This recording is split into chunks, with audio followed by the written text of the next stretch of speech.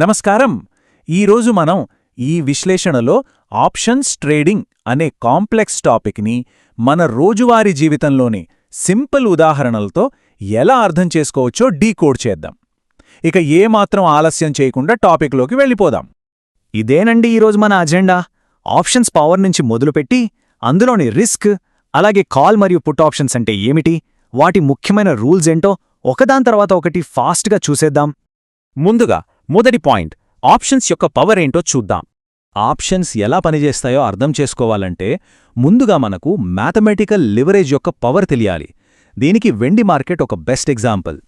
ఒకవేళ ఫ్యూచర్లో వెండి ధర కేజీ 1,00,000 నుంచి ఏకంగా 4,00,000కు పెరగబోతుందని మీకు ముందే తెలిస్తే ఆ ఫిజికల్ వెండింగ్ మార్కెట్లో కొనడానికి చాలా పెద్ద మొత్తంలో డబ్బు కావాలి, రైట్? కానీ అదే సమయంలో కేవలం ఒక ఆప్షన్స్ టికెట్ కొనడానికయ్యే ఖర్చు చాలా అంటే చాలా తక్కువ, దాదాపుగా 100 రూపాయలనుకోండి. ఇక్కడ మైండ్ బ్లాక్ అయ్యే విషయమేంటంటే కేవలం 1000 రూపాయలు పెట్టుబడి పెట్టి ఒక 10 ఆప్షన్ టికెట్లు కొని ఉంటే ఆ పెరిగిన ధరల ప్రకారం చూసుకుంటే ఏకంగా 30 లక్షల లాభం మ్యాథమెటికల్గా సాధ్యమవుతోంది. వినడానికి నమ్మశక్యంగా లేదు కదూ? రెండో భాగం, ఈ మార్కెట్లో ఉండే రిస్క్ అలాగే నష్టాల వాస్తవికత గురించి మాట్లాడుకుందాం. 100 రూపాయలు అమాంతం లక్షలుగా మారిపోతాయని ఎగ్జైట్ అయ్యే ముందు ఒక చేదు వాస్తవాన్ని మనం యాక్సెప్ట్ చేయాలి. సెబీ డేటా ప్రకారం చూస్తే ఇక్కడొక షాకింగ్ నిజముంది. అదేంటంటే ఆప్షన్స్ ట్రేడింగ్ చేసే ప్రతి 10 మందిలో 9 మంది ట్రేడర్లు, అంటే 90% మంది నిజానికి తమ డబ్బును పూర్తిగా లాస్ అవుతున్నారు. ఇలా ఎందుకు జరుగుతోందని ఆలోచిస్తున్నారా? ఎందుకంటే మన ఇండియన్ మార్కెట్లో ఉండే డైలీ ఎక్స్పైరీల వల్ల చాలా వరకు చిన్న చిన్న పెట్టుబడులు జీరో అయిపోతాయి. అంటే పెట్టిన 1,00,000 రూపాయలు, 100 రూపాయలు లేదా 1000 రూపాయలు పూర్తిగా వాషౌట్ అయిపోతాయన్నమాట. ట్రేడర్స్ క్యాపిటల్ మొత్తం పోతుంది. దీనే మార్కెట్ భాషలో హీరో జీరో ట్రేడ్స్ అని పిలుస్తుంటారు. సో ఇంత రిస్క్ ఉందని అర్థమైంది కదా. ఇప్పుడు మూడో భాగంలోకి వెళ్దాం. కాల్ ఆప్షన్స్ అంటే అసలు ఏంటి? ఆ రిస్క్ ఏంటో మైండ్లో పెట్టుకుని మనం మొదటి కాన్సెప్ట్ గురించి చూద్దాం. దీన్ని గోవాలో ఒక హోటల్ బుకింగ్ ఉదాహరణతో ఈజీగా అర్థం చేసుకోవచ్చు. ఒక హోటల్ రూమ్ వాల్యూ 5,000 అనుకుందాం. మీరు ముందుగా ఒక 1000 రూపాయల టోకెన్ అడ్వాన్స్ ఇచ్చి ఆ రూమ్ని లాక్ చేశారు. సడన్గా సీజన్ పెరిగి ఆ గది రేటు 30,000కు జంప్ అయిందనుకోండి. అప్పుడు మీరు ఆ పూర్తి అద్దె కట్టాల్సిన అవసరం లేకుండానే కేవలం అడ్వాన్స్ టోకెన్ వల్లే ఆ మధ్య ఉన్న భారీ డిఫరెన్స్ని లాభంగా పొందొచ్చు. ఒకవేళ ఆ హోటల్ వాళ్లు ఫ్రాడ్ చేస్తే మహా అయితే మీరు కట్టిన ఆ 1000 రూపాయలు టోకెన్ అమౌంట్ పోతుంది, అంతే కదా? ఎగ్జాక్ట్గా కాల్ ఆప్షన్ కూడా ఇదే చేస్తుంది. మార్కెట్ పెరుగుతుంది అని అనుకున్నప్పుడు దీన్ని కొంటారు. ఇది మన లాస్ని ఒక చిన్న మొత్తానికి లిమిట్ చేసి ప్రాఫిట్కి మాత్రం అన్లిమిటెడ్ ఛాన్స్ ఇస్తుందన్నమాట. సరే, ఇప్పుడు 4వ భాగం, సమయం విలువ మరియు ఎక్స్పైరీ గురించి చూద్దాం. గుర్తుపెట్టుకోండి, ఇలాంటి టోకెన్లకు లైఫ్ టైం వ్యాలిడిటీ ఉండదు. ఫర్ ఎగ్జాంపుల్, మే నెలలో వర్షం పడుతుందని మీరు 1 రూపీ పన్నెం వేసి 100 రూపీస్ గెలవాలనుకున్నారు.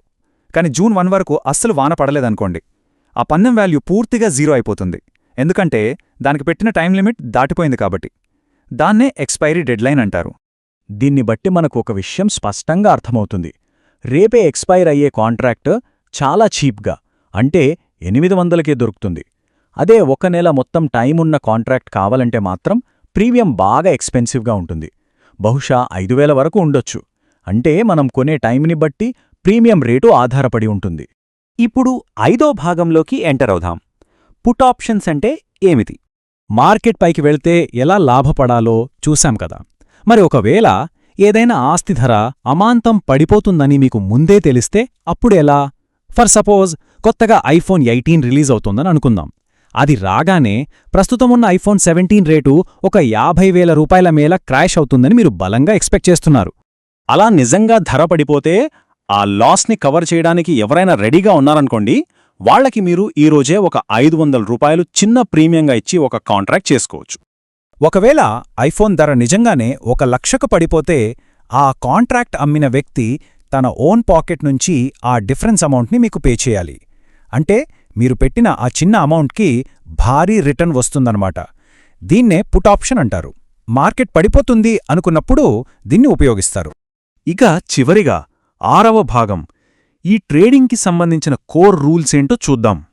ఇప్పటివరకు మనం మాట్లాడుకున్నదంతా ఈ టేబుల్లో చాలా సింపుల్గా చూడొచ్చు. మార్కెట్ పెరుగుతుంది అని మీరు ఆశిస్తే కాల్ ఆప్షన్ కొనాలి. అదే ఐఫోన్ ధరలాగా మార్కెట్ పడిపోతుందని అంచనా వేస్తే పుట్ ఆప్షన్ కొనాలి. ఈ బేసిక్ మ్యాట్రిక్స్ అర్థమైతే చాలు మీకు సగం క్లారిటీ వచ్చేసినట్లే. ఇంత రిస్కున్నప్పుడు నేరుగా డబ్బులు పెట్టడం ఎందుకు అనుకుంటున్నారా? అందుకే మనం తీసుకున్న సోర్సెస్ కూడా ఒక మంచి పాయింట్ చెప్పాయి. డెల్టా ఎక్స్చేంజ్ లాంటి ప్లాట్ఫామ్స్లో $1000 డెమో ఫండ్స్ ఉంటాయి.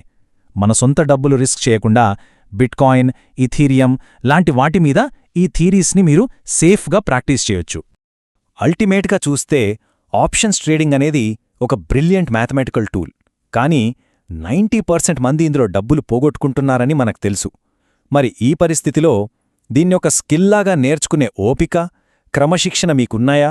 లేక ఈ హీరో రిస్క్ మరీ ఎక్కువ? ఒక్కసారి ఆలోచించండి. మళ్ళీ ఇంకో ఇంట్రెస్టింగ్ విశ్లేషణతో కలుద్దాం. ఇలాంటి మరిన్ని ఫైనాన్షియల్ స్ట్రాటజీల గురించి తెలుసుకోవాలనుకుంటే తప్పకుండా సబ్స్క్రైబ్ చేసుకోండి. ఈ సమాచారం స్నేహితులకు కూడా హెల్ప్ అవుతుందనుకుంటే వాళ్ళతో షేర్ చేయండి. ఆర్థిక ప్రయాణంలో ఇదొక మంచి స్ఫూర్తినిస్తుందని ఆశిస్తున్నాం.